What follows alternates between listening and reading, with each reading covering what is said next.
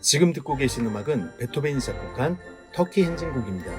1811년 당시 음악계에서 유행하던 터키풍으로 쓰여졌습니다.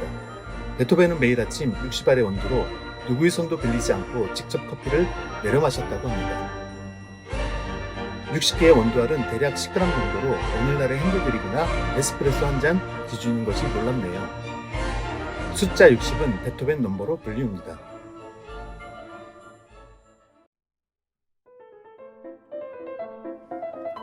지금 듣고 계신 음악은 모차르트의 터키 행진곡입니다. 매우 귀에 익은 곡인데요.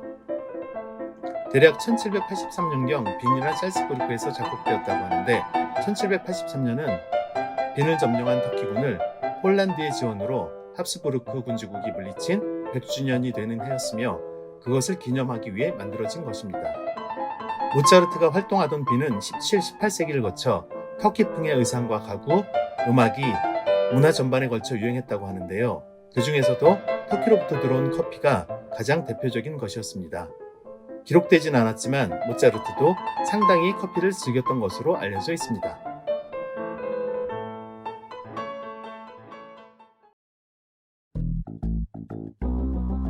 그럼 여러분은 터키 커피에 관해 얼마나 알고 계신가요? 터키 하면 비잔틴 양식의 대표 건축물 아야소피아 성당과 이슬람 건축의 빛인 블루 모스크가 떠오르실 것 같은데요. 이들 관광지를 떠올리면 아주 웅장하고 화려하며 고풍스러운 이미지입니다. 커피도 터키로 들어오면서 고급 문화로 자리매김하기 시작했습니다. 처음에 커피가 이집트에서 이스탄불로 전해진 시기는 1517년 셀렘 1세가 이집트를 정복하고 난 후로 알려졌는데요. 처음에 커피가 이스탄불로 전해졌을 때 사람들은 커피를 잘 몰랐다고 합니다. 오스만 제국이 1536년 예멘을 점령한 뒤에는 커피가 일반인들에게도 빨리 퍼졌는데 그러다가 1554년에 시리아인 2명이 이스탄불에 세계 최초로 커피하우스를 열었습니다. 안락한 가구와 근사한 인테리어로 꾸민 커피하우스가 생기자 사람들은 점차 커피하우스에 모여 사교 활동을 하고 여러 가지 주제로 토론을 하면서 커피에 관심을 갖게 된 것이지요. 졸음을 쫓는 각성 효과와 에너지를 불러일으키는 듯한 작용 때문에 커피는 오스만의 군인들에게도 지급되었는데 이는 오스만 제국이 유럽을 점령할 때 커피가 전해지는 통로가 되었습니다. 1683년 오스만 제국이 오스트리아 빈을 침공했을 때 폴란드의 가세로 오스만군은 퇴각하면서 산더미 같은 생두를 남겼고 그것이 비엔나 커피의 기원이 되었다고 합니다. 에티오피아에서 예멘으로 전해진 뒤 거의 1000년 넘게 이슬람권에 갇혀있던 커피가 마침내 유럽에 전파된 것이죠. 터키 커피는 영어로 터키시 커피라고 하고 현지에서는 트리키시 카우베라고 합니다. 영어로 터키는 칠면조인데요.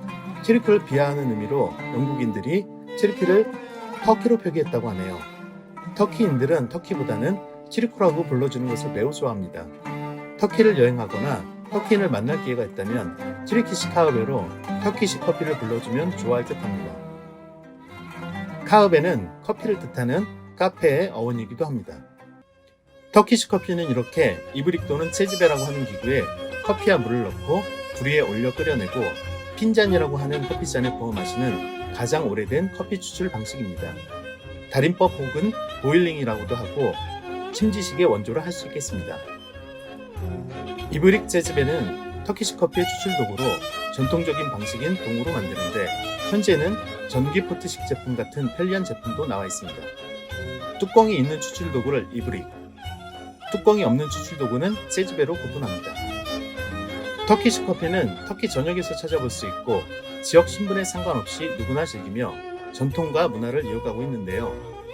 터키시 커피는 이브릭 체즈베, 핀잔, 핸드밀, 절구공이 같은 도구와 은식기 등 조리도구 자체만으로도 예술적 가치를 지녔다고 합니다.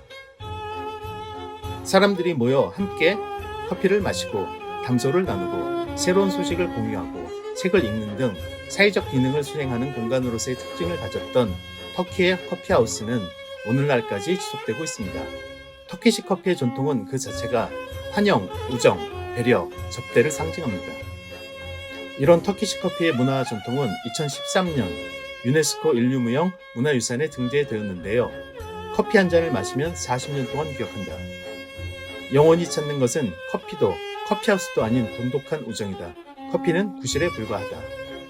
이런 커피에 관한 속담을 보자면 터키 문화에서 커피가 얼마나 중요한지, 얼마나 깊은 의미를 내포하는지를 잘 드러내고 있습니다.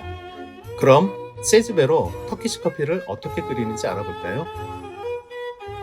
터키식 커피를 낼 때는 먼저 커피를 담을 핀잔을 준비하고 물 한 잔과 함께 꽃향 또는 과일향이 나는 터키식 전통 젤리 로쿰을 함께 냅니다. 로쿰의 달콤함을 함께 즐기고 물 한 잔으로 조금은 텁텁한 입을 헹구라는 의미겠죠. 로쿰 대신 초콜릿을 내놓기도 합니다. 1ml 정도로 분쇄된 원두 10g당 물 100ml를 세즈베에 담고 잘 저어줍니다. 버너에 올려 중약불로 은근히 가열합니다. 거품이 일면 기구를 살짝 떼어 가장자리로 옮겨 거품을 가라앉힙니다.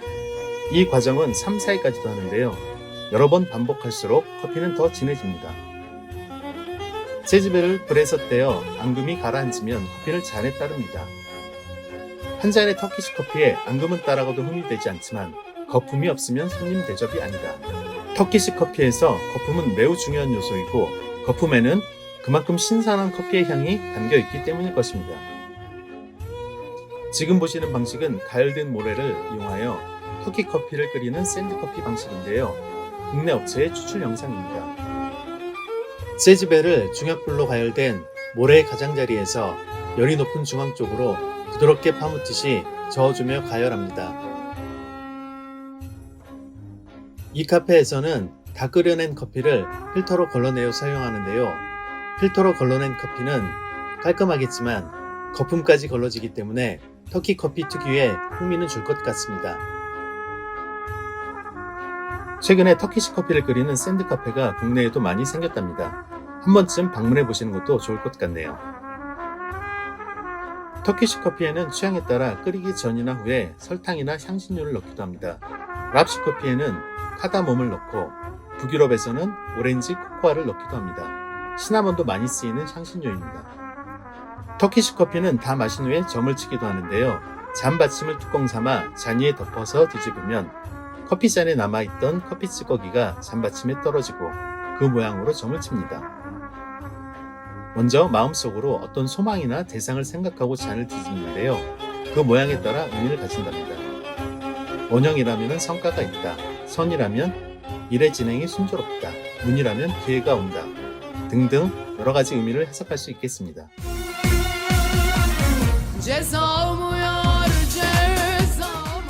터키 커피에 관해 이야기해보았는데 재미있으셨나요?